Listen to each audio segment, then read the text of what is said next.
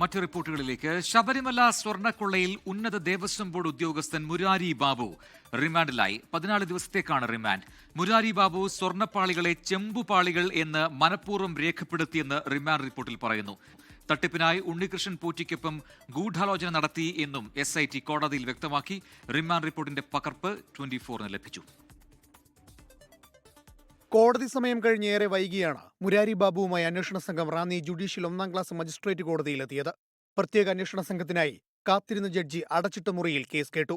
അന്വേഷണ സംഘം കോടതിയിൽ സമർപ്പിച്ച റിമാൻഡ് റിപ്പോർട്ടിൽ മുരാരി ബാബുവിനെതിരെ ഗുരുതര പരാമർശങ്ങൾ. മുരാരി ബാബു സ്വർണ്ണപ്പാളികളെ ചെമ്പുപാളി എന്ന് രേഖപ്പെടുത്തിയത് മനഃപൂർവ്വം. 1998-ൽ തന്നെ പാളികൾ സ്വർണം പൂശിയതായി മുരാരി ബാബുവിന് വ്യക്തതയുണ്ടായിരുന്നു. തട്ടിപ്പിനായി ഉണ്ണികൃഷ്ണൻ പോറ്റിക്കൊപ്പം ഗൂഢാലോചന നടത്തി. ശബരിമല ക്ഷേത്രവിശ്വാസികളുടെ വികാരത്തെ വ്രണപ്പെടുത്തി. ക്ഷേത്ര ശ്രീകോവിൽ കട്ടിളയിൽ സ്വർണം കൊള്ള ചെയ്ത കേസിലും മുരാരി ബാബു പ്രതിയെന്നും SIT കോടതിയിൽ അറിയിച്ചു. പ്രോസിക്യൂഷൻ മുരാരി ബാബുവിനായി ഇന്ന് കോടതിയിൽ കസ്റ്റഡി അപേക്ഷ നൽകിയില്ല. ഇതോടെയാണ് 14 ദിവസത്തേക്ക് റിമാൻഡ് ചെയ്തത്. ഉണ്ണികൃഷ്ണൻ പോറ്റിയുമായി വരും ദിവസങ്ങളിൽ കേരളത്തിന് പുറത്ത് തെളിവെടുപ്പ് നടത്തുന്നതിനാൽ മുരാരി ബാബുവിനെ പിന്നീട് കസ്റ്റഡിയിൽ വാങ്ങാമെന്നാണ് അന്വേഷണ സംഘത്തിന്റെ കണക്കുകൂട്ടൽ. ഒപ്പം മുരാരി ബാബുവിന്റെ ആരോഗ്യ പ്രശ്നങ്ങളും കസ്റ്റഡി ഒഴിവാക്കാൻ കാരണമായി. കോടതിയിലേക്ക് കയറുമ്പോഴും ഇറങ്ങുമ്പോഴും മാധ്യമപ്രവർത്തകരോട് മുരാരി ബാബു പ്രതികരിച്ചില്ല.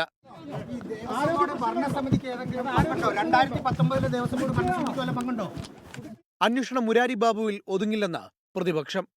അന്നത്തെ ദേവസ്വം മന്ത്രിയെ കൂടി പ്രതിയാക്കണമെന്നാണ് ഞങ്ങളുടെ ആവശ്യം.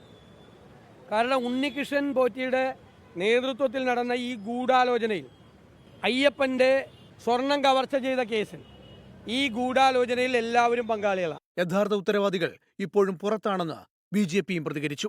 ശബരിമലയിലെ സ്വർണ്ണക്കൊള്ളയെ സംബന്ധിച്ച് യഥാർത്ഥ ഉത്തരവാദികളായിട്ടുള്ള ആളുകൾ ഇപ്പോഴും പുറത്തു നിൽക്കുകയാണ്. 24 പത്തനംതിട്ട. ലോകത്തെവിടെയായാലും ഏത് സമയത്തും 24 വാർത്തകളും ഓഗ്മെന്റഡ് റിയാലിറ്റി പാക്കേജുകളും എക്സ്പ്ലെയിനറുകളും വിശദമായി കാണാൻ ഞങ്ങളുടെ YouTube ചാനൽ നിങ്ങൾക്ക് സബ്സ്ക്രൈബ് ചെയ്യാം.